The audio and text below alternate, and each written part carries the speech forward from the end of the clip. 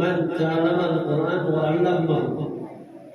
Sebaik-baik kamu adalah orang yang belajar Al-Quran atau mengajarkan Al-Quran.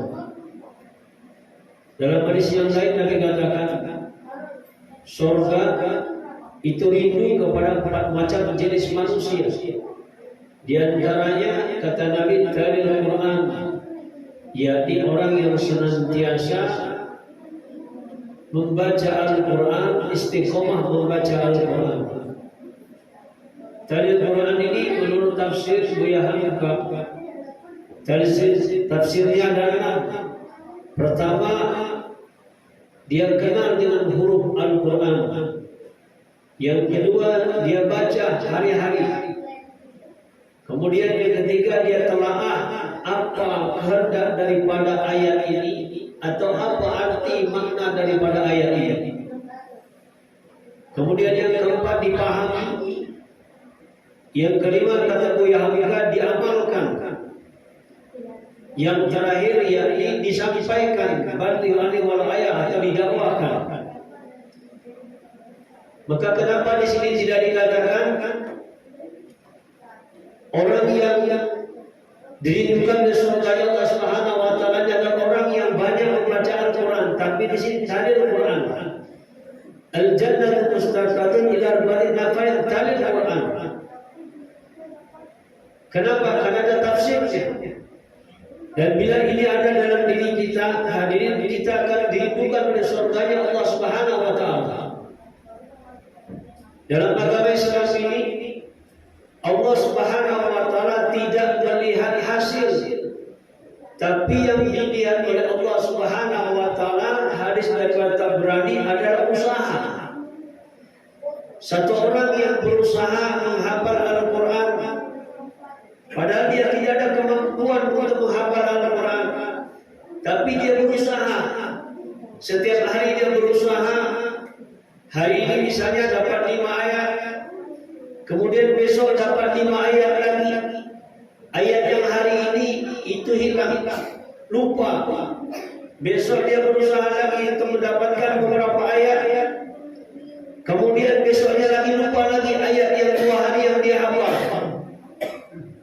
Tetapi Nabi SAW sampaikan, di akhirat yang dinilai oleh Allah Subhanahu wa taala adalah usahanya. Sehingga Nabi SAW sampaikan, satu orang dipanggil oleh Allah Subhanahu wa taala di padang mahsyar. Namanya dan nama kedua orang tuanya, bahkan nama desa kampungnya, negaranya pun itu disebutkan. Kemudian Allah panggil dan Allah katakan, bacalah Al-Quran. Kemudian dia mengatakan, ya Allah, bagaimana saya membaca Al-Quran sementara saya hafal 1 juz pun saya tidak hafal. Maka Allah Subhanahu wa taala umumkan, dulu waktu engkau di dunia, engkau berusaha menghafal Al-Quran, maka yang aku lihat dari Allah Subhanahu wa taala yang dinilai oleh Allah adalah usahanya. Maka spontan di padang mahsyar hari ini dia langsung hafal Al-Quran 30 juz. Kemudian Allah perintahkan, bacalah ayat demi ayat. Maka ketika dia membaca ayat demi ayat, satu ayat dibacanya, itu orang tua yang diangkat 1 derajat.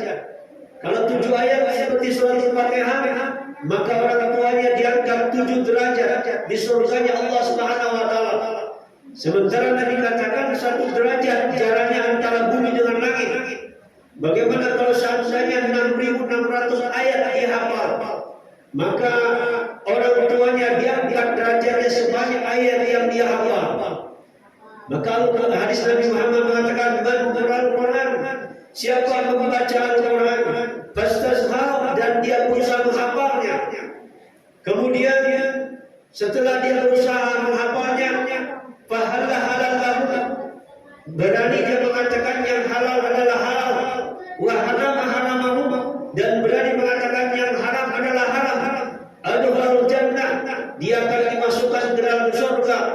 Dan Nabi katakan, wasyafa'al bi asratin min ahli baitihi kulluhum qad wajabat lahum. Kata Nabi, satu orang yang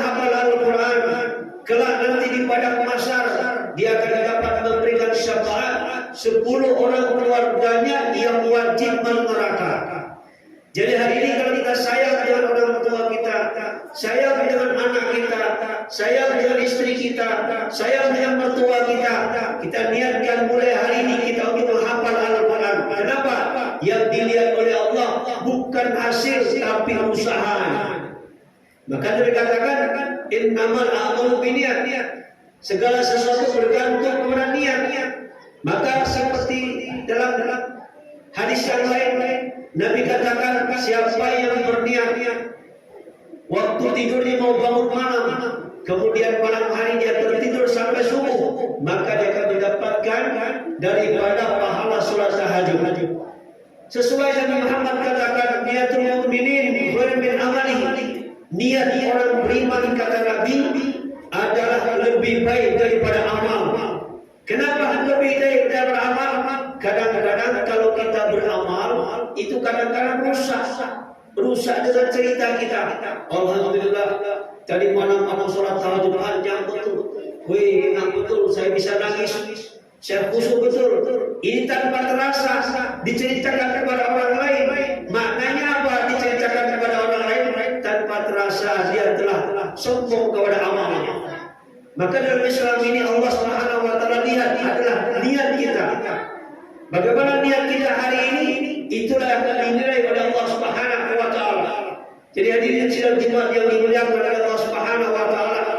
Kemudian Allah Subhanahu wa taala ingatkan sebaliknya, orang yang berpaling daripada Al-Qur'an maka kehidupannya Allah katakan kehidupannya menjadi derita, menjadi sempit.